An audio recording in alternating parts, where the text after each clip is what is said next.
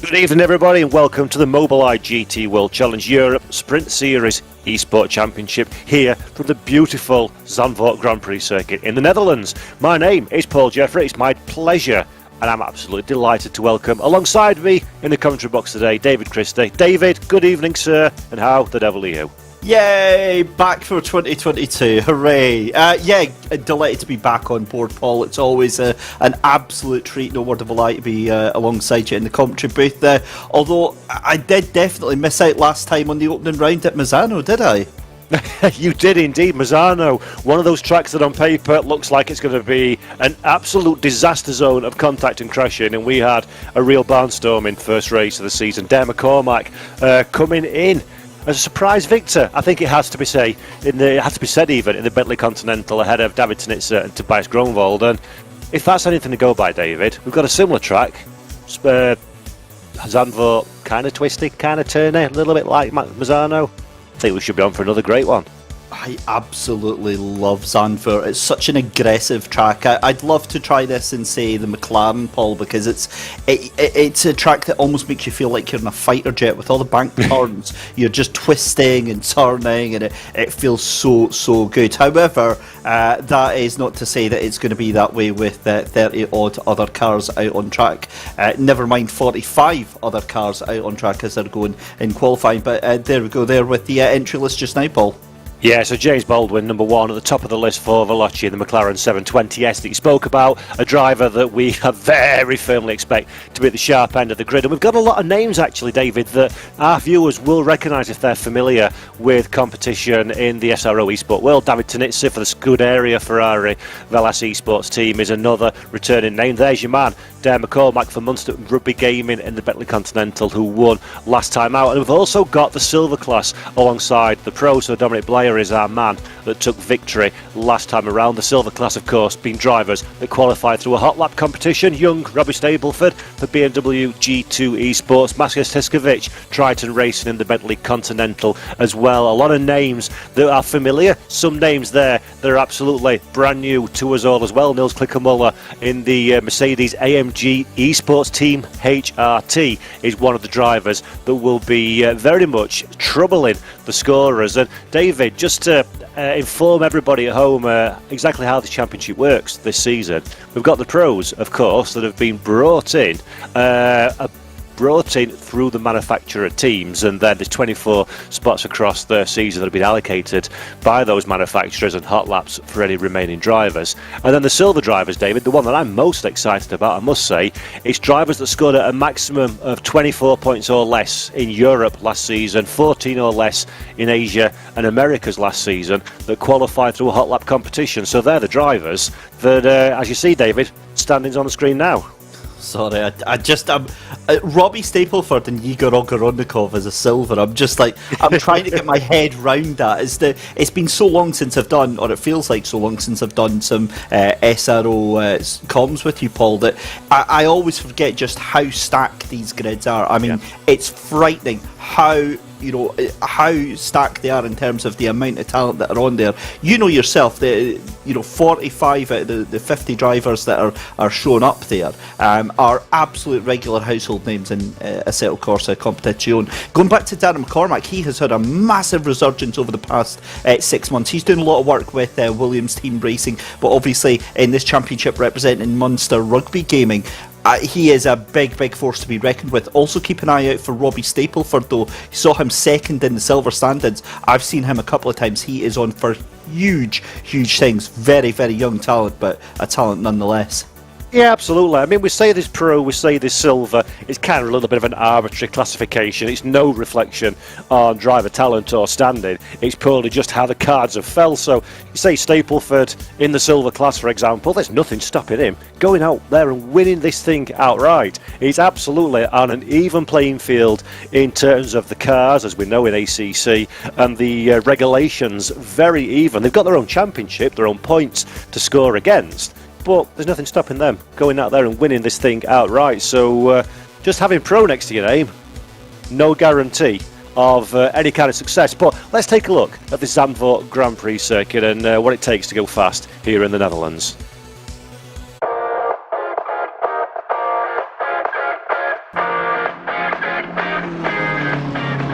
Welcome to your Mobileye track overview here at the circuit Zandvoort. Let's jump on board with Luca Lossio in the BMW M4 GT3. As we head down towards turn 1, you'll spot the braking point at the 100-meter board on your left. As you keep a nice tight line through the hairpin, upon your exit you want to keep to the left as you sweep through turn 2 before finding the braking point at the end of the curb for turn 3. Carry as much speed as you can and use the banking to slingshot the car out of the corner and through turns 4, 5 and 6. You want to keep your pedal flat to the floor until you reach the orange marker of the escape road on your left. You'll use that as your braking point, and as you turn in you want to stay as close to the edge of the track as you can, going nice and wide on your exit and staying to the left before braking at the kink in the circuit. Then cut across the curb on the inside and brake just before the hairpin marker on the right side of the track. Get the car turned in sharply, but tighten your exit to open the entry for turn 10 as you sweep through the corner and onto the back straight. Now you'll be looking to move over to the left-hand side of the circuit. You'll be looking for the striped curbs on your left, brake just before them, and turn in to cut the corner as much as you can. Then ride the curbs on the inside whilst avoiding the yellow anti-cut, and widen your exit before moving to the left. Brake at the orange escape road marker again, and turn the car in sharply. Widen your exit through the final couple of corners as you now head back down the start-finish line and towards turn 1 again.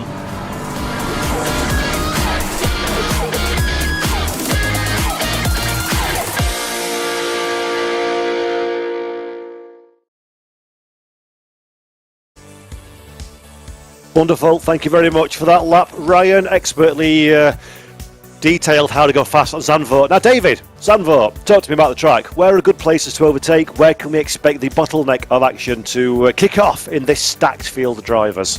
Well, it wouldn't be GT3 without several cars diving down into turn 1. I think Tarzan Bocht is going to be a big thing. On the end of the Rob Slotmacher straight at Schwielach, I think that right-hander, it's so fast and then it runs down into Masters. That's going to be a huge place because round at turn 9, that whole section there, I think you're going to see overtakes and then trying to undercut and then try and line yourself to get positions back as well. Now, what we need to see is how well these guys and girls can play in a pack. And for the most part, they do very well. But if you are going to be in for a chance of winning this, you need to be in the top 15 within the first, I would say, 5 laps. Yeah, and that's the thing as well, isn't it? It's night time, ladies and gentlemen. Here we go. So the top 44 cars are covered by just a single second. And David Tunitzer is the man that comes out on front in the Ferrari 488 GT3 Evo, ahead of James Baldwin, carrying proudly the number 1 aside of that McLaren. Tobias Gromvold is ahead of Michael Tauscher in 3 and 4. Amir Hosseini, a driver we did not see last time out, lines up on the grid in 5th position. So good qualification there. Just ahead of our race 1 winner, Dare McCormack, in the number 814 Bentley Continental 6 on the grid. The 2021 Ferrari Esports Series champion, 2021, Kamil Pawlowski, is 7th on the grid, ahead of our silver pole position sitter Dominic Blyer. You can tell whether they're silver or pro depending on what colour their number is on the time. In fact, there is Blyer's car on the right hand side, just in front of Andreas Franke in 9th position, and Maxime Batifulier rounds out our top 10. Something to note: 1, 2, 3, 4 cars, different marks at the front of the field, so a very competitive field. Manuel Biancaglia is 11th position, ahead of a very competitive looking Lamborghini. The Lamborghini Esports team taking part with Jordan Sheraton. The Lamborghini Real Race 2022 competition kicks off tomorrow as well. 3 different regions, €15,000 prize pool, and a chance to win the Lambo Esports team. So do check that one out. Sheridan is just ahead of Eamon Murphy in 13th. Igor Orognikov second in silver. Car number 41 on your screen now is 14th position. Young Robbie Stapleford in the BMW in the 81 machine is position 15th, just ahead of the 123 car. Even though it's dark, you can still see it's colourful. The number 123 of Macaulay is 16th. Arthur Camara in position 17th, ahead, surprisingly, of teammate Niels Naujoks in 18th place. So that's a bit of a turn up for the Bucks in qualifying. The new BMW not showing the lick of pace that we saw last time out, but expect them to move forward as the race progresses. 321, Mike Noble is 19th, just ahead of Matthias Tiskovic in 20th position. Jordan Grant Smith in the number 120 machine. His teammate lines up in 23rd, and Bykov is your 22nd qualifier of this massively packed grid of drivers. Yeah, certainly. 23rd place is going to be Alexander Novikov, 24th for Kevin Ciclari, 25th in the Honda, Kieran Prendergast, and then it's Marco Jonkers in the 203 McLaren in 26th position. 27th is going to be Tommy Razari, and then in 28th position it's the brand new Audi for Nicholas Holben in the 22. Back in the Merc in 29th position is Nikodem Wisniewski, and then in the Big Bad Bentley, Tinko van der Velde. Watch for him to be making some moves through the field in the 66 Bentley. Leo Boulay in the 17 McLaren is in 31st. 32nd is Niels Klinkmuller in the 215 Mercedes. In the 29 McLaren is going to be Hamada Erkizi in 33rd position. 34th is going to be Mathis Letau in the 227 Audi on row 17. Row 18 is going to be Fabien Piffet. A little bit out of order for him in the 195 Bentley alongside the BMW 28 of Luca Lozio. On row 19 is going to be Gianfranco Giglioli. I believe we've got a bit of a penalty notice to update you on that in a minute, in the 97 Lamborghini alongside Valentin Barrier in the 72 Bentley in 38th position. 39th position is the 21 Bentley of David Pertil alongside Jesse Kalpinen in the 113 Aston Martin, another driver who will be looking to make big moves tonight. Sven Hettich in 41st position in the 77 McLaren alongside Samir Ibrahimi in the 49 Aston Martin is row 21. Row 22, Mattia Zampedri in the 18 Bentley is 43rd. 44th is going to be Marcello Bonacorsi in the 563 Lamborghini, and then at the back of the grid, but again still in with a shout, Nicholas Hillebrand and Andrea Capoccia in the 557 and the 4. But again, with quite a number of those last drivers not actually taking part tonight. So I believe Andrea's in the server but not taking part in the race tonight. And take a breath. That's a fair few cars. And as you said, David, there's a few penalties there for drivers that were being a little bit naughty that we need to talk about over the course of qualification. Nils is going to receive a 5-second penalty to be served during the course of his pit stops. That's Niels Naujoks, who lines up on the grid. I'm just looking down the running order now to try and find his name. Where was he again? Again, his teammate. There we go. 18th. We've also got Gianfranco Giglioli has been given a warning, and Dominic Blyer, our pole sitter in the silver class, as a 15-second time penalty. They'll serve that in their mandatory pit stop, of course, like all SRO esport competition. These cars, teams and drivers have to serve a mandatory stop where 1 litre of fuel minimum must be applied to the car. The pit window will open as the race progresses, so they'll have to hold for 5 and 15 seconds respectively in order to satisfy the stewards that they have been appropriately punished for their misdemeanours. So not what you want, David, at a track like Zandvoort, where overtaking is at the best of times not particularly easy, and 44 cars separated by a second. There are no slow drivers today. Yeah, it's not the best start to the race, but they'll knuckle down and get on with it. Talking of penalties, looking through it, am I missing something? No penalty for a certain McLaren driver this time out? No. I jest, obviously, but that would have been a big point, Paul, obviously, last time out for that the penalty that was then revoked. Do you think that'll have any long-lasting effect, or do you think that'll just make that certain driver that little bit keener to show exactly what they've got? Yeah, exactly. I mean, these guys don't need any more motivation on top of what they've already got to achieve big results. But I think said driver, who shall remain nameless, will be very keen to go out there and just put this beyond any level of dispute. Get out of the way of everybody. You can't get a penalty for anything if you're at the front of the field and you stay between the white lines, and that's the easiest way to go take the checkered flag. But David, it's a fairly short track here at Zandvoort, just worth mentioning to everybody at home actually, because this is the original Zandvoort configuration, not the recently reconfigured for Grand Prix racing versions, so it's a little bit shorter and a little bit twistier than what you become used to in modern days, and traffic's going to have a bit of something to say as well, I think, over the course of this 1 hour race. It really is, because it's a little bit tighter, I feel, the old school version of Zandvoort, so they're really going to have their work cut out of them. Also, it's night time. It is the middle of the night. Track temperature is going to be great for getting in some really fast lap times, but visibility going to be at an absolute premium. Distractions are going to be high. I don't get the feeling that this is going to be one of their proudest races tonight. No, exactly. I think you're absolutely right. I mean, we've said ad nauseum how great these drivers are, competitive, experienced, blah, blah, blah, blah. But as you say, all of the conditions are against them at this moment in time. So it is going to be a case of mostly staying out of trouble, isn't it? It really is. It's all about championship points here, Paul, given that we're on round 2 of 5. We head to Nürburgring, then Hungaroring and Monza. It's all about the championship now. If you mess this up, if you don't get as many points as you actually can, it's going to be really difficult for the rest of your season. Yeah, exactly. He who makes the least mistakes is the likeliest to finish at the front of the field, and David Tunitsa will be a man hoping there are no mistakes coming his way in a few moments' time as the cars are rounding the final corner, the old configuration final corner. No banking here, thank you very much. 2x2 formation, like Noah's Ark. They go down this start-finish straight. They're looking at the timing screen. They're looking at the start-finish lights at the top of your screen. When they go out and turn green, everybody will hit the loud pedal, and it will be a game of who can survive Tarzan first. The green flag has been waved. Tunitsa a little slower off the line. Baldwin immediately on the attack to the outside. Tunitsa very brave on the brakes into T1. Baldwin has no opportunity but to slip back down behind him, and now he's under pressure from McCormack behind as well. McCormack having a great start. Dominic Blyer as well holding on. Somebody onto the grass in one of the Bentley Continentals skittles through the racetrack and collects a couple of cars for good measure. There's Robbie Stapleford around the outside, and there we go. That is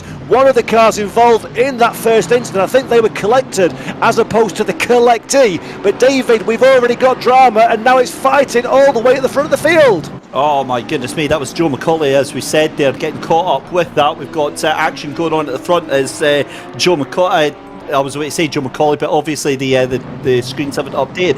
David Tunitsa and James Baldwin just going toe to toe. Fantastic stuff to see. And then you've also got Tobias Grunwald, who fancies getting involved up there as well. So yeah, this is shaping up nicely. Listen, we know James Baldwin isn't the type of driver to just throw it in left, right and centre. He is very aggressive, but it's measured aggression, so watch for him just to stay behind David Tunitsa, maybe force the issue and just try and put a little bit of pressure on that Ferrari number 95 up in front.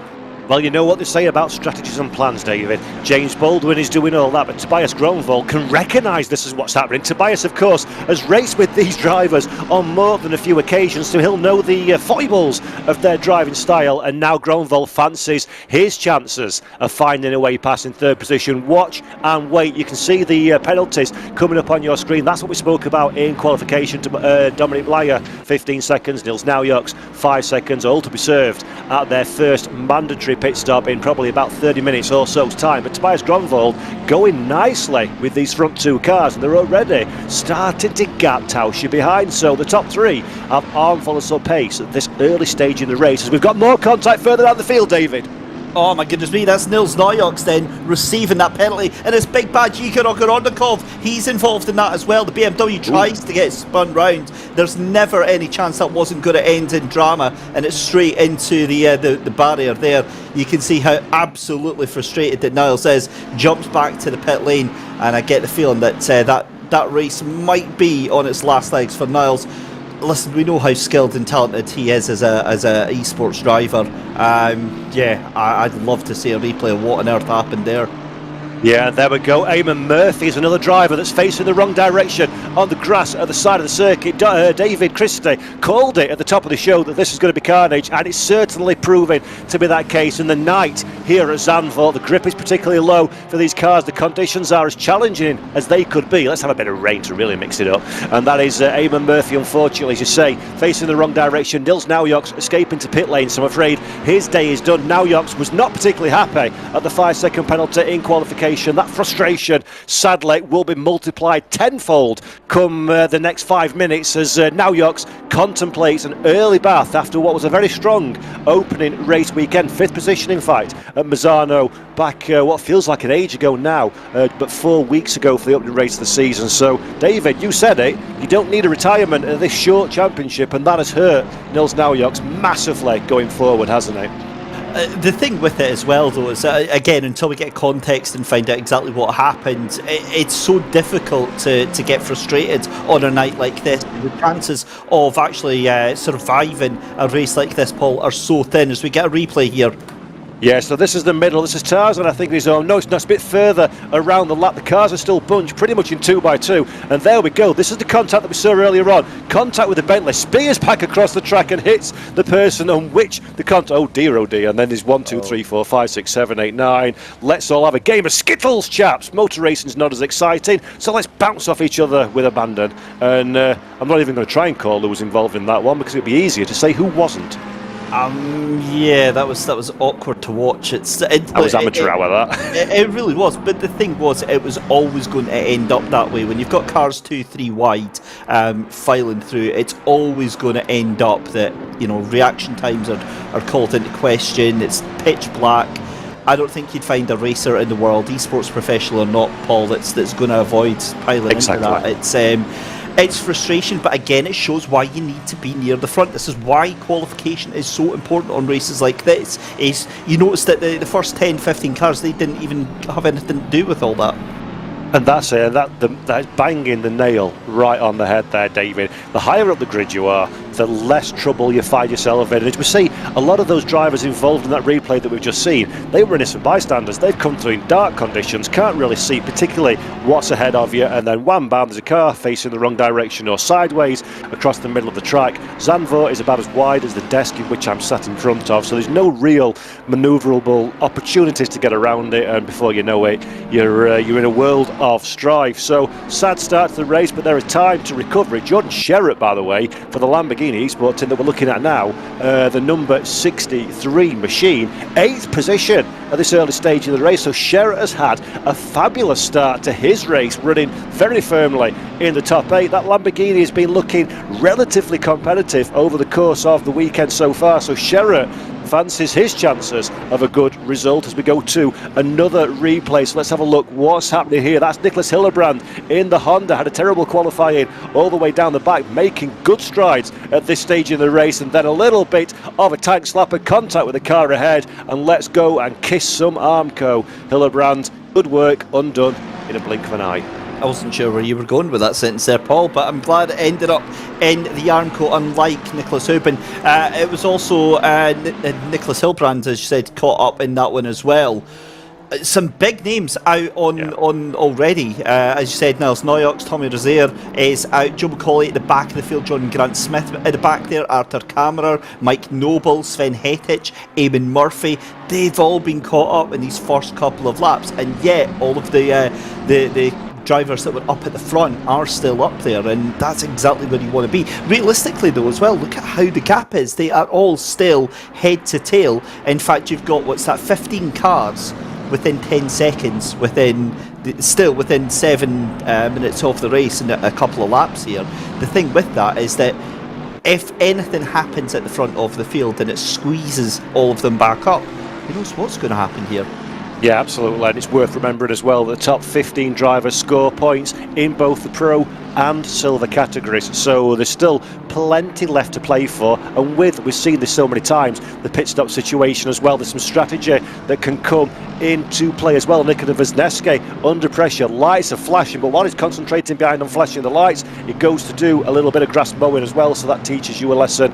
Don't flash your lights, just concentrate on driving your race car, and Nikola Vezneski has himself a bit of space. Michael Tauscher, meanwhile, at the front of the field, has started to close in the top 3 cars. Tauscher, if you remember a few moments ago, felt like he was dropping back slightly from these front 3 competitors, but now very firmly back in the fight, and he's pulling Amir Hosseini with him, and Dare McCormack as well. So our top 6 cars are all within fighting distance of each other, and it's going to be a case of who blinks first, who makes the first mistake, or who throws the car down the inside in a close your eyes and hope manoeuvre. It's one of those kind of tracks, David, isn't it, where if you can't make something happen, you have to make something happen.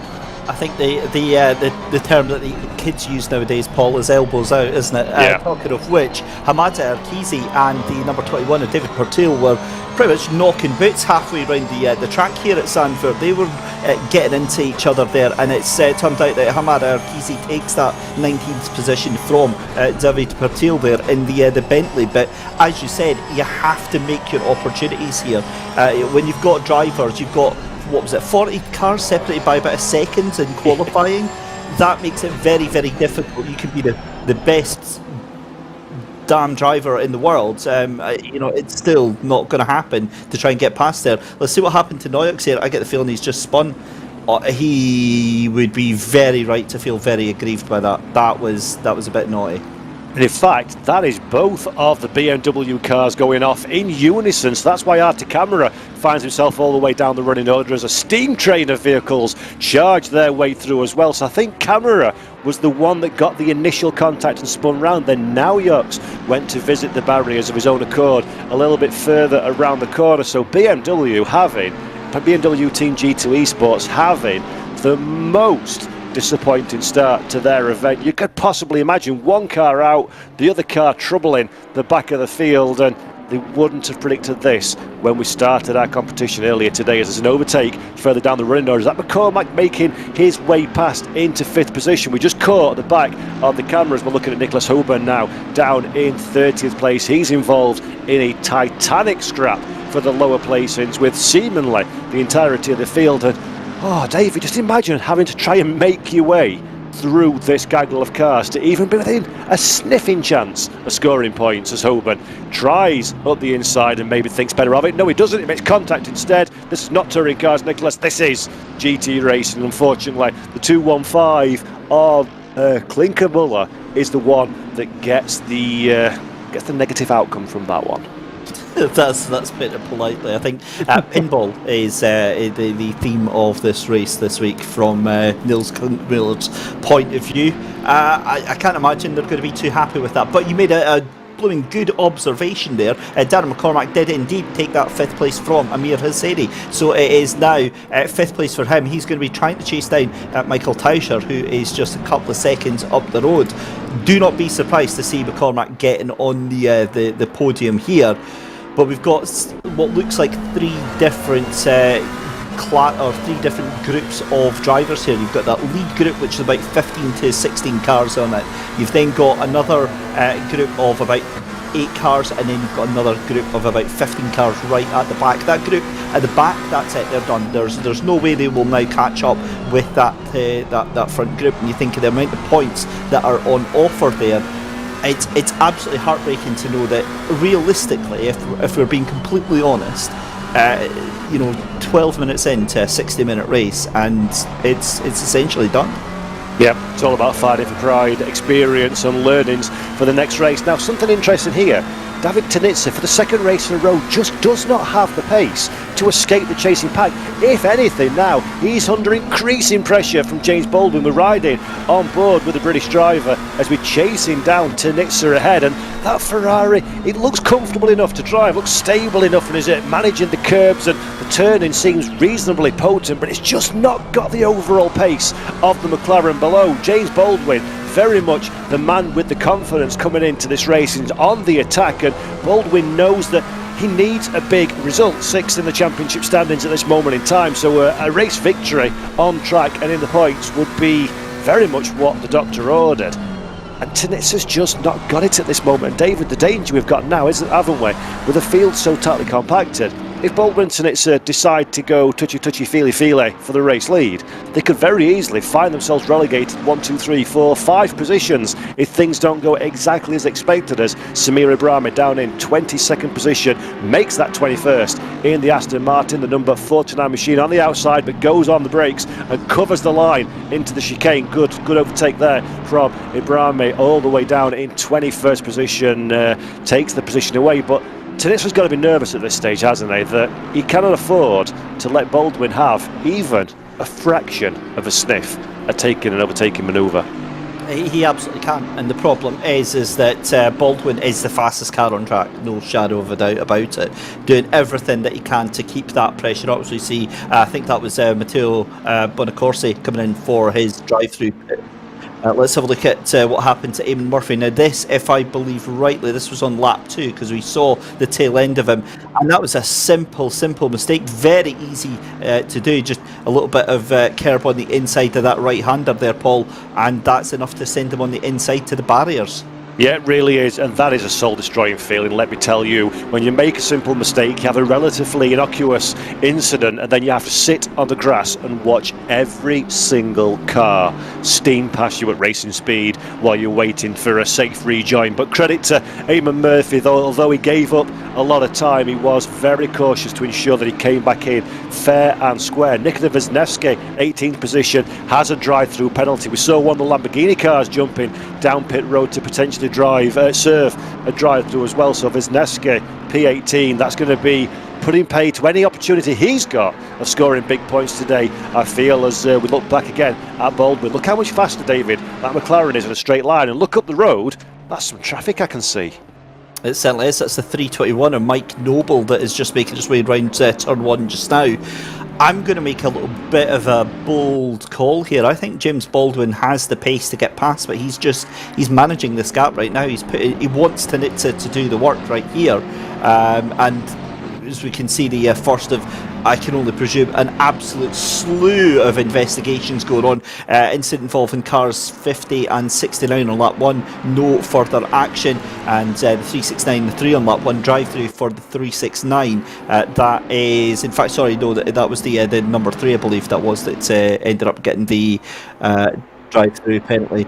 So that is Nikodem Wisniewski, who is in the Mercedes, getting that drive-through penalty. So they're going to start coming thick and fast. Now, you touched on a point there, Paul, last lap there, about James Baldwin needs to make this work, because look at that, he's got Tobias Grunfeld, he's got Michael Tauscher, Dara McCormack, all poised, ready to pounce on this. This isn't a 2-car battle for the lead, this is a 6-car battle for the lead right now, and it's only going to get tighter and tighter as these 44 minutes go on. Yeah, absolutely. And Baldwin's going to be doing some furious calculations now in the car. Can he afford to run at the pace that Tanitsa's capable of running at in this early stages of the race without putting himself under pressure from the chasing pack? Or does he need to make the move before the pit window opens? Now, the smart money for James Baldwin, as you say, is just to follow. While there's got a bit of a gap for Gronval behind, just follow, make Tanitsa do the work, and even better, potentially pressure Tanitsa into some kind of mistakes. We're seeing further down the running order, just at the back of the shot, a big defensive manoeuvre into Tarzan. I'm not quite sure who that was. Robbie Stapleford as well, down pit road as well. So Stapleford immediately, the second the pit window opens, gets in a pit lane, gets himself out of the traffic, and he'll hope that he can make that time up on the racetrack and take advantage of other cars stopping. That's a good move from Robbie Stapleford if he has the clear air to come back out into it. This is going to be interesting now to see if James Baldwin decides to do a similar thing, or if he's just going to shadow and see what David Tanitsa ahead does. This is Kevin Seclari coming down pit lane as well. He's got a couple of cars with him as well, so several drivers electing to pull the trigger early doors. And David, this is going to go one of two ways, which is a pretty obvious thing to say, but I'm going to say it anyway. It's either going to be an exceptionally good decision, race destroying. Personally, I would have been leaving it out a little bit later. Yeah. It's 43 minutes that you've got to make your tyres stick for. I'd be wanting to keep them out as long as possible. Given, I think that's what James is trying to do. We know how good that McLaren can be, how light it can be on its tyres at times, depending on the setup. And I think what he's doing is trying to match the pace of Tanitsa, but trying to keep something in the tank. So if Tanitsa does go into the pit lane, he could just go off like an absolute rocket, because Tobias Grunfeld, while he's staying with them, he's not actually making any real difference on this. My concern actually is Darren McCormack, believe it or not, because he's right on the back of Michael Tauscher in that 91 for 4th and 5th position. I think it's only a matter of time before that 814 gets his way past. Yeah, it's going to be, as we said before, it's a really difficult circuit to overtake. There needs to be a little bit of compliance from the cars that you're racing with as well in order to really get past cleanly in a big GT3 car. So McCormack is in a difficult spot at this moment in time. He's got Senior as he is behind him, also sniffing around at his heels, just waiting for an opportunity to come his way. So can McCormack get this done cleanly, or will these two start holding themselves up? Biancollia in 13th position has a stop and go 10-second penalty, so that is very firmly thank you very much and goodbye to Biancollia. 10-second stop-go penalty is a massive disadvantage. Somebody facing the wrong way as well. We'll find out who that is in a few moments' time. I think it's more likely to be one of the cars further down the order than in this leading group, but Tobias Gronvold in third position. Now don't forget, that is not Gronvold that we're seeing on screen, that is McCormack, so let's not get too excited. And an incident involving cars 69 and 50 on lap 2, the stop and go 10 to car number 69 for causing a collision. So that is Biancollia causing a collision is the reason he has totaled his race. And look at the front now, David. I think young James Baldwin's starting to get a little bit anxious to find his way past. I'm not sure I would necessarily agree on that one with you, just purely because the gap has been pretty consistent as to where it is. If he was desperate to get past, you would see him jinking out left, right and centre, trying to flash the lights and move up. I think he is waiting to make a move here. Yeah, I'm not going to lie, that move, if that was Nicholas Hubin, I think it was, on the 215, that wasn't great. That was, it didn't look good. And that's what we were saying, isn't it, a little moment ago, about you need to have, whoever you're racing with needs to give a little bit as well. If they close the door when you've committed like that one, okay, it is your fault for being the one that does the contact, but you've really got to play nicely in this one. Nothing good comes of fighting too hard over position on a track like Zandvoort, and unfortunately the 215 is the driver that paid the price for this one. But now let's have a ride on board with Tobias Gronvold. Let's see this fight. The best seats in the house for this fight at the front of the field, and you see Baldwin just jinking out to the right hand side, get a little bit of fresh air, try and take stock of where he is on the racetrack, and he's dropped back a little bit, has James Baldwin. Now whether that's because he was compromised during the corner or whether he wants to give himself a bit of breathing space to start closing that Ferrari down, one thing is for sure, the McLaren of James Baldwin most certainly has the pace over his Italian colleague at this stage in the race. So we've got 24 minutes and change on the pit window, plenty of time for these drivers to drop down pit lane, and the question is, what do you do? Do you jump in a little bit earlier than the car ahead of you to try and get the undercut? Do you follow them, match them and get the done deal out on circuit? Or how do you play this one with the field, David, so big and so compact? The worst thing you can do is come down pit lane and then be stuck behind a slower car for multiple laps. That will ruin your day. Yeah, and that's, for me, that's why I wouldn't want to come in until the last possible moment. I'm watching James Baldwin here, and again, my hunch, and again, this is just a completely uneducated guess here, but James Baldwin is glued to the back end of David Tinitza here. He's wanting to put as much pressure on David right now as he possibly can.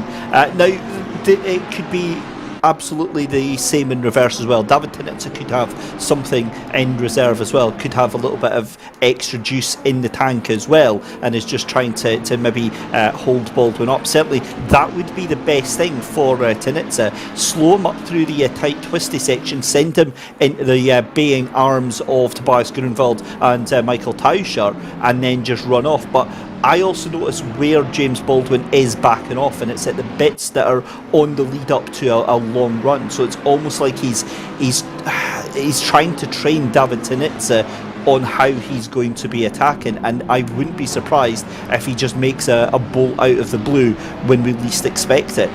I don't think that's going to work just now, because we've still got, as you say, 22 minutes left to go in the pit window here.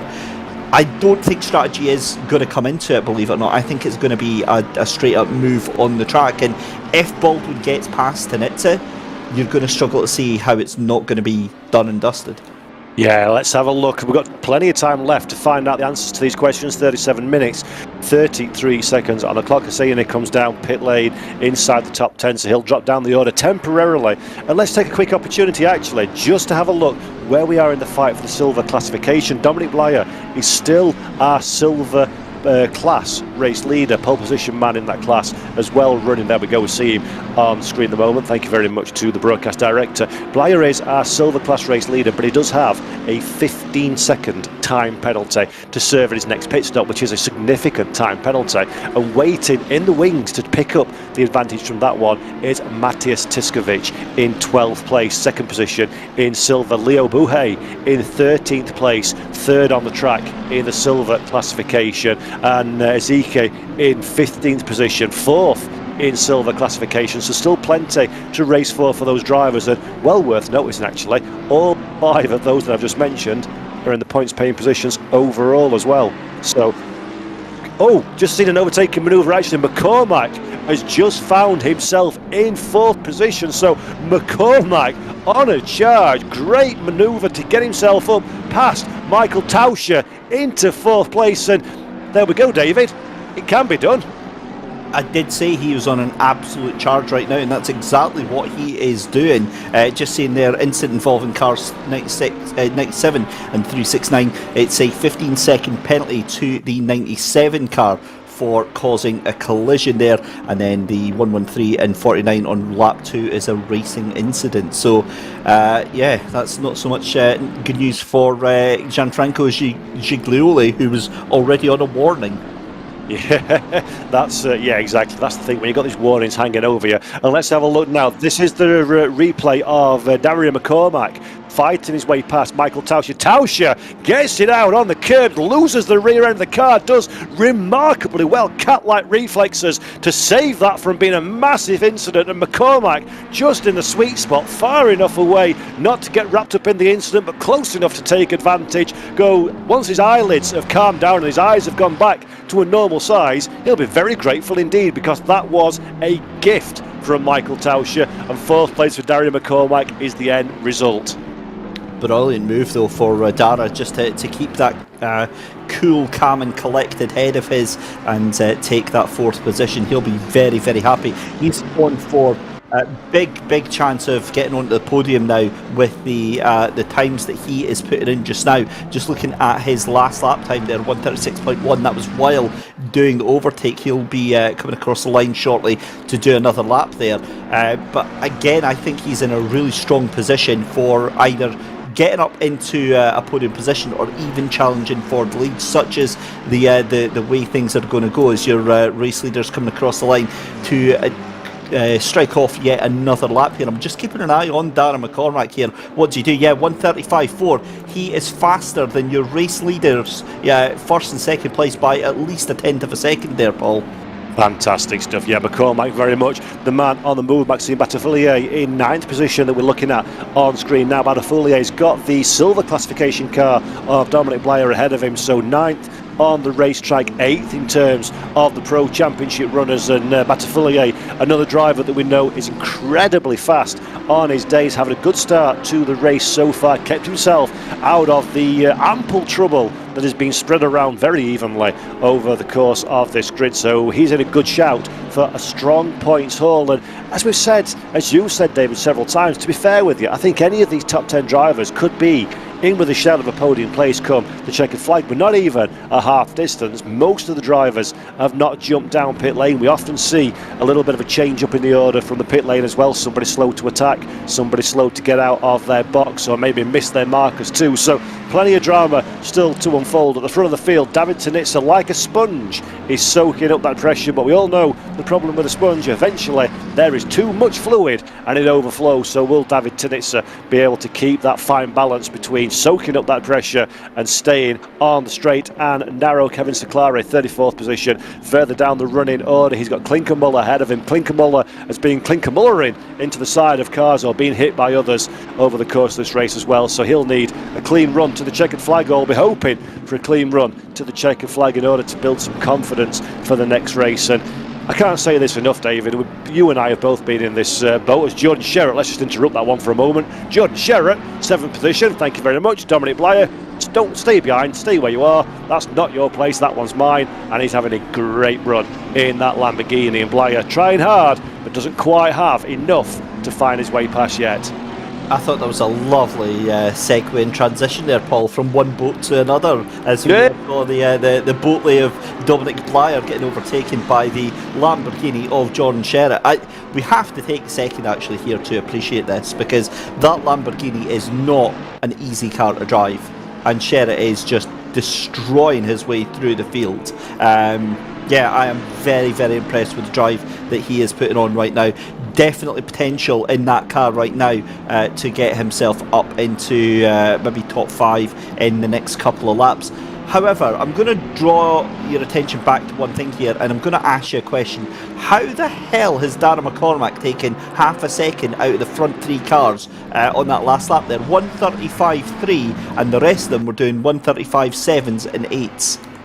That's a man who's hungry to make this a 4-way fight for the race victory, and it does look like, doesn't it, that David Ternitzer at this stage, I hesitate to use the phrase cork in the bottle, because he's not slow, he's not massively holding up the field, but I do fear that Baldwin and co could maybe go a little bit faster given the clean air. So Ternitzer not holding the field up, but certainly not allowing to express their ultimate lap times of their cars at this stage in the race. And McCormack will recognise that one and see this as arguably the best opportunity he's got to put himself in that conversation for not just the top 3, but potentially even an outright victory as well. So let's keep our eye on the lap times and the forward progression of McCormack. And in his favour, we're starting to see traffic coming ever closer to these front running cars, and throw the traffic into the mix and then the variables go up by 10. You sound very, very hopeful on that one there. Like a bit of drama, don't we? Yeah, you know, who doesn't like a little bit of drama? It's the night 7 of Gianfranco Giglioli, who is going to be the next in the firing line for these 4 drivers, and it is now a 4-way fight for the lead of this race. It does look like just behind there, Michael Teicher then dropping away to the tune of nearly 3 seconds behind Darren McCormack as they come down on the run down towards turns 11 and 12 here. Yeah, this is starting to get a little bit too tense for my liking now, because any one of these 4 drivers is on the charge to get this race win. But the problem is that we've got 30 minutes and we don't know what exactly is going to happen, but something dramatic is going to happen. Yeah, without a doubt. And I will say there's some intelligent driving from James Baldwin. No doubt he's got his race engineer whispering in his ear, just saying, James, follow Ternitzer. Don't fight him. Don't look at the inside. Don't go side by side, because at the moment, the pace these 2 cars are showing is enough. As Kamil Pawlowski looks to the inside in 6th position in the Ferrari, that is good driving from Tauscher, gives him the racing route. Both cars managed to avoid any kind of significant contact as we're running out of Tarzan now into 3 and 4. And there we go. Kamil Pawlowski gets the deal done, takes away that 5th position from Michael Tauscher, moves the Ferrari up in pursuit of the lead pack, and Pawlowski needed that one now because these cars are becoming significantly detached from McCormack. But can Tauscher do anything about recovering that place immediately? The Porsche not particularly sparkly in a straight line. Tauscher also gets squirrely on corner exit for good measure, and that is job done for Kamil Pawlowski. Very aggressive, very determined, and for the Ferrari Esports Series champion, a great move. It'll cheer the pit wall, no doubt. Brilliant stuff. But that Porsche, I've got to be honest, it looks horrible tonight. Yeah. It's so loose, it's so unstable, and it must be thoroughly unpleasant to drive for poor Michael Tauscher. Also noticed Niles Noyox in the YouTube chat there. I've got to be honest, I'm absolutely devastated to see him out the race, and it's such a difficult thing there, because you see, when we were talking about the race on the build-up here, Paul, you know, any one of those top 40 drivers are a name that you could go, yeah, they deserve to win that race, and to have the race over within 5-10 minutes it's brutal. Yeah, it's so frustrating as well, all the preparation work. It's not just what the drivers are doing on the here and now, as Jordan Sherritt gets a great run on the Porsche, flashes his lights to let him know that he's coming through. Tauscher tries to defend it, runs deep into the corner and wide in almost like a mirror image of the overtake from Pawlowski, but this time the elbows are out a little bit harsher, and Jordan Sherritt does well to collect his Lamborghini together and not run off of the racetrack. That allows Dominic Blyer in the lead of the silver class cars to nip through into that welcome gap as well. So Jordan Sherratt almost passed and almost into the barriers, all in the same move, and Michael Tauscher just about holds on to 6th position at the front of the field. David Tanitsa is still your race leader from James Baldwin. Darren McCormack in 3rd from Tobias Gronvold, from Cowell Pavlovsky, Michael Tauscher, Blyer that we've just seen from Jordan Sherratt, Maxime Batifulier 9th position, and Andre Franke doing good work to get the car up inside the top 10 just ahead of Matias Tiskovic, Leo Buhay, Amine Hosseini and Luca Lozio, as now David Tanitsa, no not David Tanitsa, that's what we're watching, and now David Christie. We've got all some bike markers. There you go, I've just upgraded you to an Italian driver. Well done. It's the only time I'm ever going to be referred to as an esports pro, I tell you. You think Ferrari had noticed if you turned up in the suit and said, okay, I'm David Tanitsa. Well, it's going to be a stretch, I tell you. Right, anyway, back to... that's somewhat disappointing as the marker does exactly what they were supposed to do and just keeps themselves to themselves, has no part in that. I've got to be honest, I did love that little moment from Michael Tauscher. That was just such a... You could read the emotion into that defence there as Dominic Blyer, he tries the same move again, sends it from about 2 weeks ago, and poor Michael Tauscher is just left to pick up the pieces here. Blyer's going to send it up the inside there. Tauscher, you can't turn in on the guy, he's already got the corner. I get the frustration is massive.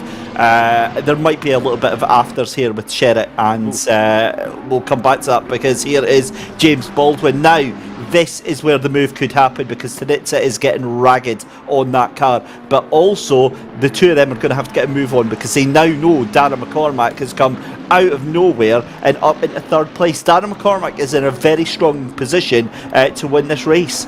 It really is. 3rd position, actually. I don't think we saw that one on screen, but Tobias Gronvold drops down in a position 4. McCormack has had all the pace and a little bit more as well for good measure, so expect him to be at the back of these two cars faster than you would anticipate, so these two cannot afford to squabble. The pit window is rapidly coming to a close as well, so expect all of our top 6 drivers to jump down pit lane. The back markers behaving very, very nicely indeed, staying firmly out of the way of the leader pack of cars, but McCormack definitely the man on the move at this juncture. And now, do we see anybody jump down pit road? No, we don't. They're going to leave it to the very last possible moment in this race, and James Baldwin either talking to himself or his engineer, just geeing himself up. He fancies an opportunity to find a way past, and that Ferrari does not look nice at all at this stage in the stint. Yeah, it's starting to look a little bit ropey as Tobias Gronvold goes into pit lane. And that's exactly what you saw there, Paul, was exactly right. He was on the chat to his either his teammate or his race engineer saying, no, I'm going to leave it at least one more lap here because I want to harass David Tanitsa. And I think that's exactly what is going to happen here. Right, let's have a look here. This is a little bit sketchy.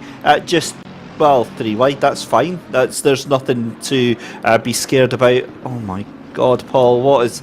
Oh, well, that was the least... I mean, what did you expect? I just... 3 wide into a corner, guys, come on. It's like that whole meme of, like, put in brackets, esports professionals. Yeah, and to be fair, at Zandvoort, you can't stand 3 wide. Never mind drive 3 GT3 cars 3 wide at this track. But I will say, that was the most pathetically slow contact spin at the end I've ever seen. When you see it building up, you're like, oh, here we go, this is going to be humongous. No, it's just a really frustrated little pirouette and back on your way again. So lucky for all 3 drivers concerned that their race is not particularly compromised too heavily. A few seconds lost, but no significant damage, and they'll live to continue on the battle. This is Fabien Piffet in 27th position in the Fordzilla machine. So Piffet having a difficult time of it, I think it's fair to say, in this race, not really making the charge forward and looking like he's going to be threatening the point scoring positions at this stage in proceedings. We're seeing their picture in picture, concentrating behind the wheel, seesawing at the wheel even to keep that car on the right path and moving forward. The 195 has lots of work to do if he wants to get into the interesting places. And look at that, David Tanitsa flashing his lights at the back marker. James Baldwin allowing Tanitsa to be the plough through the snow and hoping that something will come his way. Otherwise, this one will have to be paused shortly because we're getting very close to needing to serve that mandatory stop. Yeah, 7.5 minutes left to go before they've got to come in. I love these webcams of the drivers, Paul. It's fantastic to see the setups and the rigs that the drivers have, and it's almost disheartening to see that they spend more on the rigs than I spent on my last car. It's unbelievable. And the thing is, it all makes a difference, doesn't it? The amount of money that they spend on equipment, and maybe it's been donated by their sponsors or by their team or whatever, but it all just adds that extra, 1%, 2% in terms of performance. Yeah, exactly. I mean, there are small percentage gains to be had in terms of performance, high percentage gains in terms of immersion. But just 1 second on that one, because look how much push that we're getting on James Baldwin's car through that final corner. It does not like adhering to the apex, and that compromises him down this long straight into Tarzan, the first turn. So maybe we're starting to see the first signs that James Baldwin is running out of front end on that McLaren 720S. It could have been simply a mistake and we just picked that one up a little bit late, but that will give heart to Ferrari, because of course Baldwin has followed the back of that 488 GT3 Evo throughout the course of the race, and that's bound to have an impact on how it uses the car up. And now we are massively close. We're on board and off board now with James Baldwin harrying the back of David Tanitsa. These two are starting to clear. Kamil Pawlowski has made his way up into third position, as McCormack, I think, may have gone down pit road. Yes, he has. McCormack on his way out of the pit lane, so it's a Ferrari 1-3, but Pawlowski's not really in the races at this stage, and now we have got a fight on our hands. And what do you do, David? Do you shadow? Do you do something different? Or do you copy the car in front? I think by this point it's too late. You have to copy. You're going to be in. It's not going to make that much of a massive difference strategy-wise. I'm going to make another bold prediction here. I'm going to say it's already too late, because the more these two are fighting, the one man that has been taking chunks out of their time has been released into some fresh air. I think that if this works out right, Darren McCormack is going to get the lead on the undercut here. Yep, I think you might be very right. But look at Amir Asani now in 9th position, soon to become 8th place, with a brave move up the inside. A bit of a hip and shoulder as well on corner exit. Tobias Gronvold is the recipient of said hip and shoulder. There we go. As we said, James Baldwin down pit road. David Tanitsa stays on the racetrack, so Baldwin recognises the threat from Darren McCormack behind, needs to do something about it. Also, for good measure, this may give him an opportunity to push if he comes out in clear air and allow himself to get the overlap on David Tanitsa. Tanitsa now flashing his lights at the back marker, recognises there is a danger to his race lead, not from one but two of his rivals. David Tanitsa, remember, pole position, led this race all the way from the green flag, and this is the biggest threat to the Ferrari driver's race lead, and you wouldn't tell. Look how impassive he is on the camera, just going about his business and executing their strategy to the best of his ability. Tanitsa unfazed, but this is big pressure moments now for the Ferrari team. Certainly is, and Baldwin crucially has come out just in front of the 814 of Darren McCormack then by about 0.3 of a second, but Darren McCormack is right in with this fight. It all now comes down to David Tanitsa. He has to get a flawless pit stop here, Paul, and for me this is what I don't like. I don't like setting yourself up with this much pressure, with this much at stake. 3 minutes 50 left to go in the pit window. He's going to have to go in this lap, because he cannot afford to stay out with his back marker now. Yeah, exactly. This is going to be compromising David Tanitsa's chances, compromising his ultimate pace. Let's see him dive down pit lane on the right-hand side. Yes, he does. He'll have to get the pit lane speed limiter into first gear as late as he possibly can. That will have been practiced over and over again on the build-up to this race. Tanitsa now looking for his pit box on the right-hand side. The job now is to stop exactly on your markers. He will have set up his pit lane options before entering pit road as well, so everything will be prepared. Stops exactly how it needs to do. Minimum 1 litre of fuel to be taken on board that Ferrari, stationary for quite a while, but again down off the marks nicely. Be keeping your finger hovering over the pit lane speed limit to get back up to racing speed, and there we go, around the outside. James Baldwin takes the race lead. Tanitsa did not have enough in hand, and there just behind is Darren McCormack in third position. Ladies and gentlemen, race on. Here we go then, 17.5 minutes left to go. That Ferrari gets a burst of life. That first 5 minutes, it enjoys itself. That McLaren is all right, but it does take, like I say, about after the 5-10 minutes to get going. The Ferrari, I think, will drop back a little bit here. The Bentley needs to go now. We need to see that Bentley get past and actually make this work, to see Darren McCormack have any chance with this. But the problem is you know how desperately Tanitsa is going to try and hold on to this place, Paul. So right now, all of the ace cards are in James Baldwin's pocket right now. He is looking so very confident in that McLaren. You would not bet against him shooting off into the sunset, as we've got a stop-go penalty coming out for the number 49 there, and that is going to be for speeding in pit lane. So that's Samir Ebrahimi, and that drops him out of the points.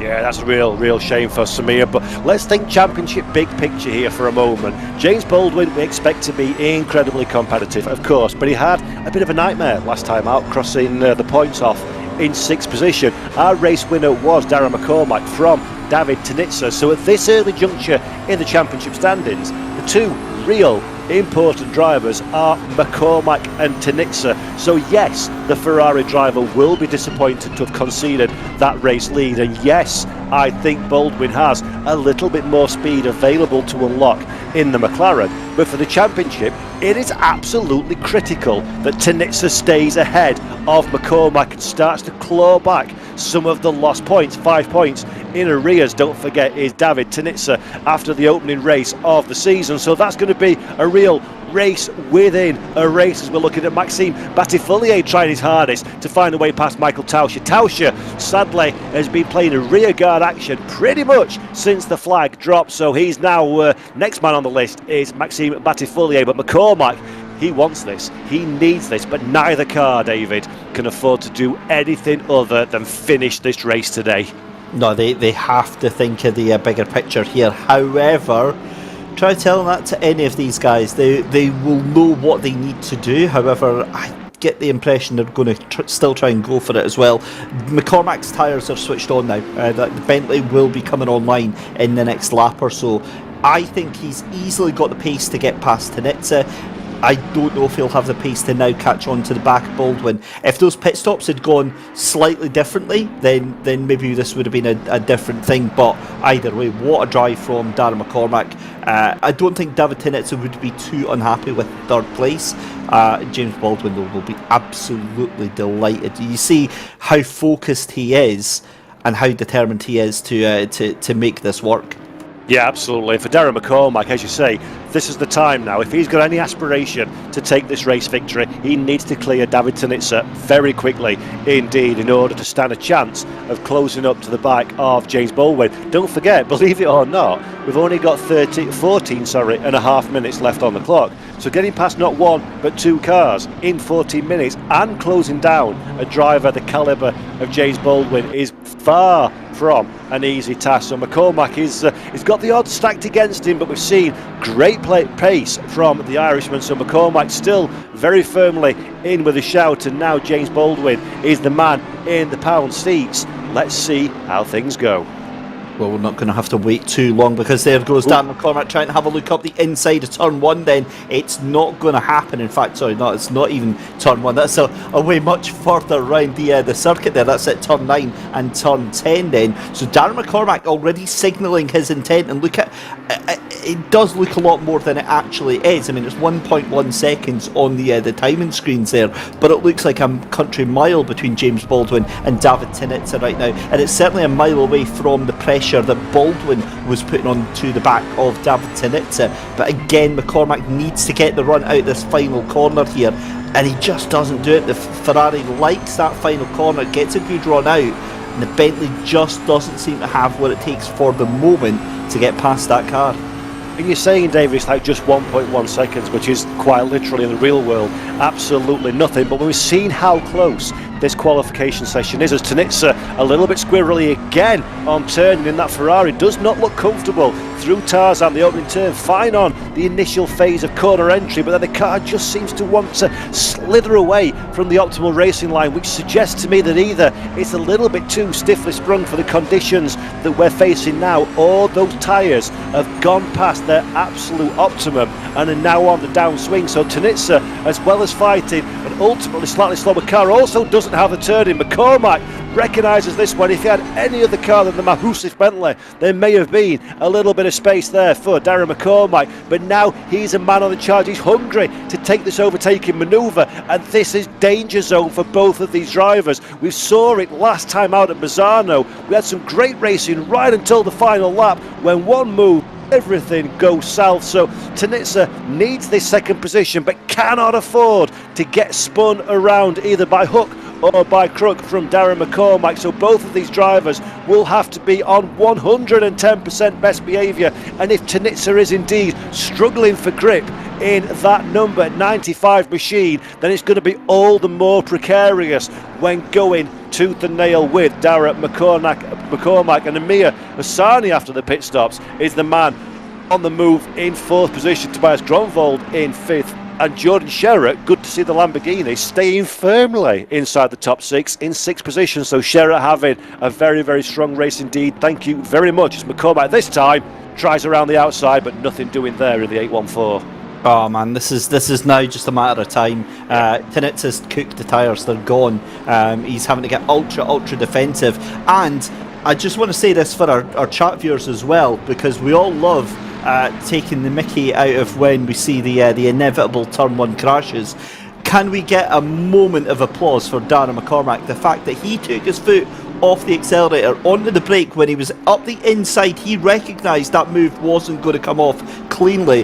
That was such impressive situational awareness there from McCormack. They're really impressed, but this is awesome stuff. This is exactly the sort of drama you want with 10 minutes left to go here, Paul. McCormack is going to take that position. It's just whether Tanitsa is going to give it willingly.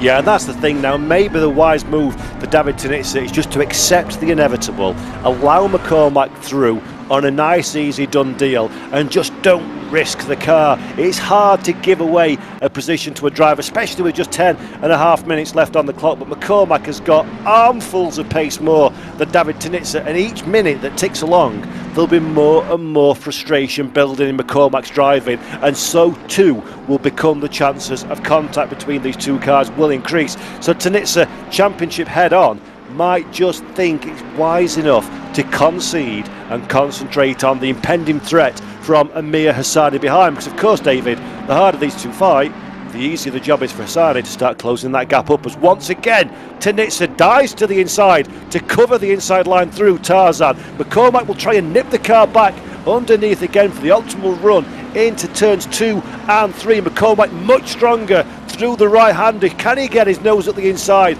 into the left? No, he cannot, but now he's shadowing the Ferrari move for move, and these two drivers are doing themselves absolutely no favours, because Amir Hassani behind is closing. Tanitsa needs to take the pragmatic approach, I think now, David, and just let that car past.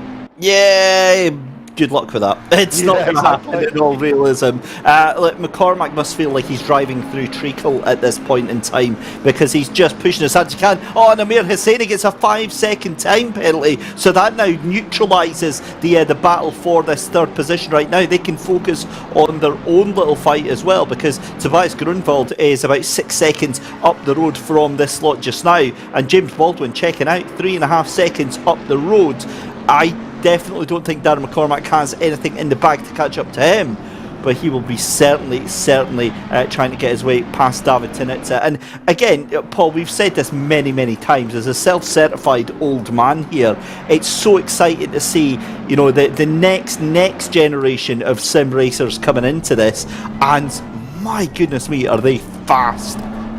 Oh, absolutely. And one of that group of next-gen sim racers is this man, Robbie Stapleford, doing good work in the BMW G2 Esports. Remember, both of the other BMW G2 Esport cars are either right at the very base of the field or now back in the civvies and out of the race car. So good driving there from Stapleford. A solid result in 11th position. Not the easiest of circumstances to go racing at all. And meanwhile, look here, David Tinitzer has started to get himself a bit of a gap. So maybe the 814 just got caught up in some dramas with traffic or made a small mistake, but that gives David Tinitzer a few precious moments breathing room to take stock of everything. In fact, I'm hearing in my ear there was a little bit of contact at T1, the Tarzan bot corner, so we'll see that on replay in a few moments, I am sure, as we look back at Maxime Battifollier, Robbie Stapleford just behind, and Michael Tauscher once again defending for all his worth just ahead. Tauscher having an absolutely nightmare-like drive in this car. So hard work, but doing great work to keep inside the top 10 for now. Yeah, I think Tauscher's had his tyres replaced with a set of wet weather tyres from the looks of it, because he's just sliding about all over the place in that thing. It must be so frustrating to be so far up the field, Paul, and then just start going backwards at a rate of knots, and that's exactly what we've seen happen here. Right, here's the replay then. This is of Darren McCormack then on the back of David Tinitzer. Tinitzer goes to one way.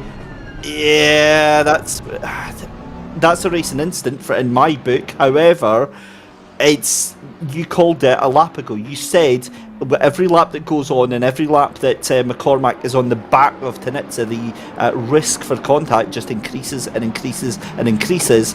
And the problem for McCormack is now he knows that Tinitzer is always going to just plant that car on the apex of the corner, and as slow as you like, that's all he needs to do to hold on to that position. Yeah, exactly. That was a very, very leery moment for David Tinitzer. And of course, the problem for Darren McCormack is he's got so much grip at every point of the circuit in comparison to the Ferrari.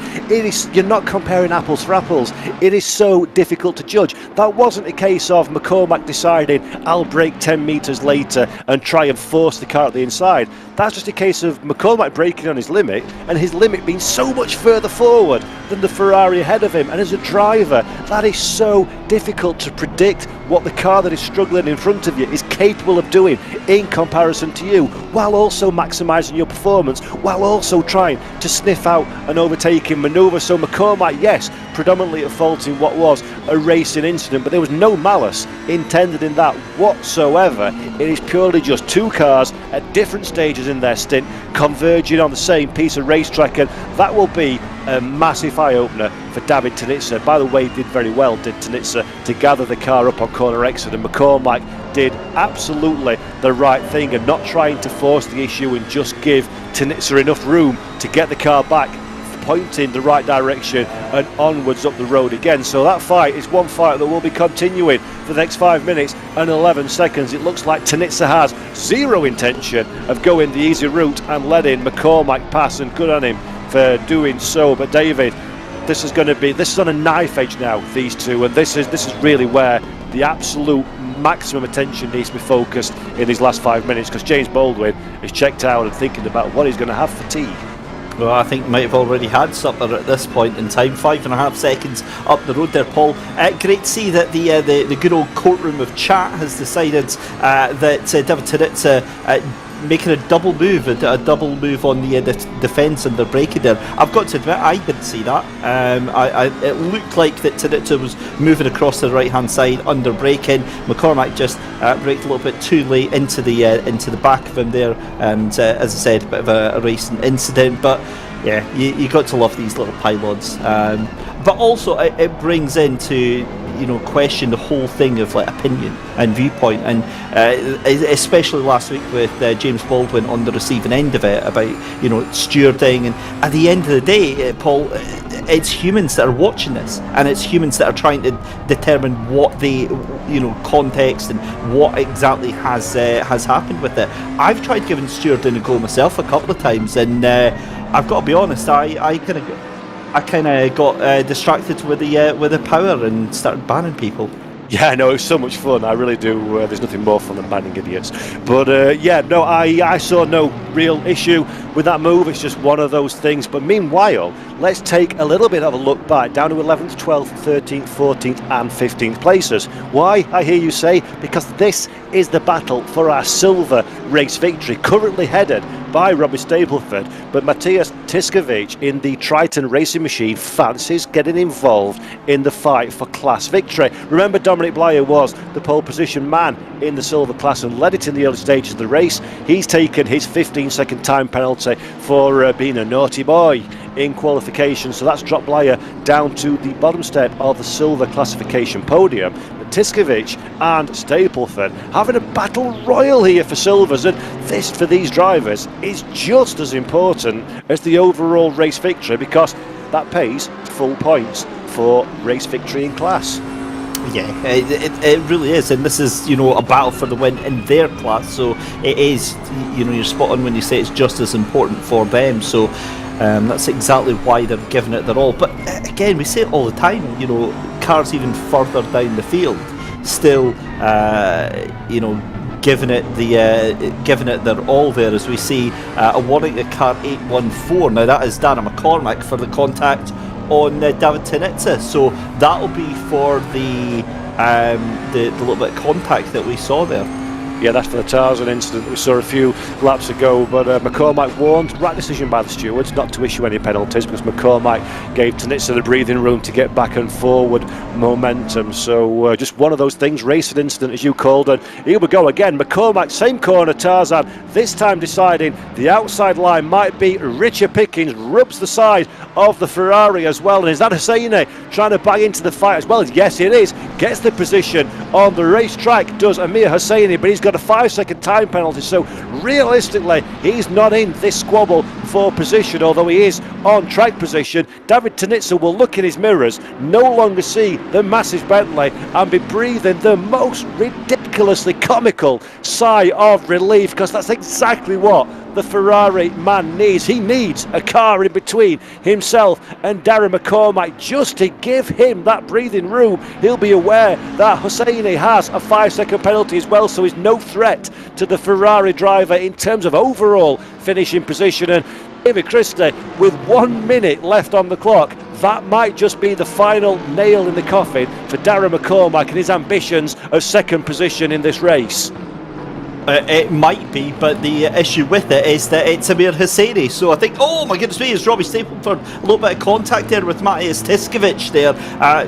Who knows how he managed to hold that on there. You can see some rather choice words from the BMW G2 esports driver leaving his mouth there. He is not impressed with that one.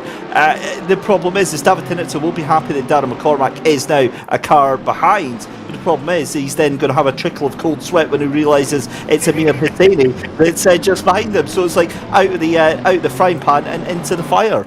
Yes, Amir Hosseini does have a tendency to get overly excitable in the most bizarrest of ways. So let's see if Hosseini behaves himself in this finally balanced competition for second, third and fourth on track. Of course, let's not forget Hosseini, 5-second penalty, so he'll be dropped down when the classification confirms, when everybody crosses the start-finish line in a few moments' time. But oh, here we go, contact further down. This is the silver battle. Stapleford trying to go where cars cannot fit. A Porsche rubbing shoulders with him as well. So Robbie Stapleford, so desperate, involved with Michael Tauscher, who's been fighting all race long. Tiskovic as well in that mix as well, just ahead of Stapleford. So now we've got 4 or 5 cars, but there's only room for one, David.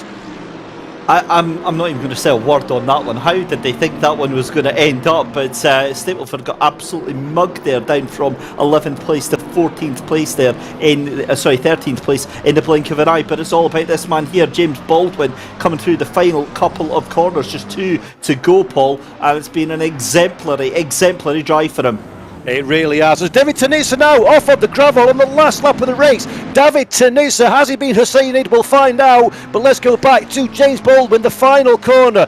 powers down to the start-finish line, an overtaking manoeuvre through the pit stops. Everything he needed to do and more. Redemption for James Baldwin here at Zandvoort, crosses the line to take the race victory. David Tinitza went grass tracking in the final few moments, but just about hangs on for second position. Amir Hosseini crosses the line in third, but will drop down once that 5-second time penalty is served, promoting Darren McCormack onto the bottom step of the podium. But David, it's never over till the fat lady sings, and Matthias Tiskovic in the silver category just about snatches it at the death ahead of his teammate Dominic Blyer, P1 and P2 in silver classification for the Big Bentleys. A great result for that team, but Darren McCormack drove his heart out. It just wasn't quite enough at the checkered flag. Yeah, it really wasn't. Obviously, the time penalties will mean that he does take that position. Now, I'll be very interested to see what happens at the end there with David Tinitza. Was there contact, or did he just miss that chicane there? If there was contact, then you've got to ask, did he gain an advantage cutting that chicane? Because he just straight lined it, he just straight over it, and it did look like he came out much further ahead than he did by about at least a second. So we'll keep an eye on that one. But either way, I mean, a brilliant drive for James Baldwin as we see Marco Junkers coming across the line here. Brilliant win for Baldwin. After he got that lead, it was never in doubt, was it? No, absolutely. He showed signs of having considerable pace in that McLaren 720S, and as you say, once it came out of the pit stop strategy sequence, it was clear track and clear running for James Baldwin. But here we go. This is the Mobileye replay of the start of the race. We had some drama, David, didn't we? All the way through the grid, and with 45 cars in a track as big as my shoes when I was 12 years old, there's no doubt that some pinging, ponging, bouncing and bonging would take place all the way through the order. I like that. I'm keeping that. Have that one. That's free from me to you. Oh, look, so it's Ogorodnikov that got sent onto the grass there, comes straight back on and basically murders the entire field through no fault of his own there. He got clipped and sent off into the grass there. But to be fair, we've seen that, and I have to actually put that in the point, because we've seen Ogorodnikov, if he does get into an early accident and he does feel aggrieved, that he gets wound up and all hell for leather. But he was actually remarkably quiet tonight. But that might have been because he had about 44 other cars trying to outperform him on knocking cars off. Yeah, exactly. And of course, there's a lot of damage on board that car as well. Contact with the barrier, then contact with multiple cars when returning to the racetrack as well. So Igor Orodnikov, disappointing for the driver at the start of the race. When you get involved in an incident, whether it's your fault or whether it's courtesy of somebody else's mistake, it makes the following 59 and a half minutes of racing so very frustrating, doesn't it? When you know that basically you're racing for nothing, you're making up lost ground, and you know what it's like, David. We've both been in the same shoes. You try harder to make up for lost ground, then more mistakes follow, then you get involved, the car's lapping you, so you've got to concede position, so on and so forth. It just becomes a downward spiral, and it's very hard to keep the head up in those circumstances, isn't it? Yeah, it really is, and this is where championships are won and lost on nights like this, where the head goes down and it's not gone your way. But there's always other championships if that is the case. The problem is that the drivers that are at the front are so blooming reliable, Paul. It's so difficult to see. Maybe one or two places, you can absolutely make them up. You can maybe even make up 5 places. But if you're down outside the top 20, I would say at this point in the championship, I think you're in a really difficult position. Yeah, that's bright. Now we've been looking at nighttime conditions. My eyes! So, we're going to, I believe, just been hearing in our ear that Matthias Tiskovic is going to be the man that joins us for a quick chat after the race. Tiskovic, of course, takes the silver victory, which is a great result for Matthias, especially when Dominic Blyer has been so very competitive, his teammate, over the course of this race. David, it's been, I don't know, is it fair to say it's been a little bit surprising that the silvers were not more heavily involved in the overall positions? In fact, here is Matthias. Congratulations, victory in the silver class. How do you feel? Hard to say because I didn't expect that, to be honest. Now, talk me through your race. It seems like, certainly at the end, there was plenty of action and drama with a lot of you very close together on track. Yeah, to be honest, I don't know what really happened on the last lap, and I'm not sure if I don't gain a penalty for that. So, talk me through your race then. How was the car? What was the strategy going into this one? And did the race play out like you expected? So the quali session was pretty bad for me, so my plan was to go to the pit as soon as possible.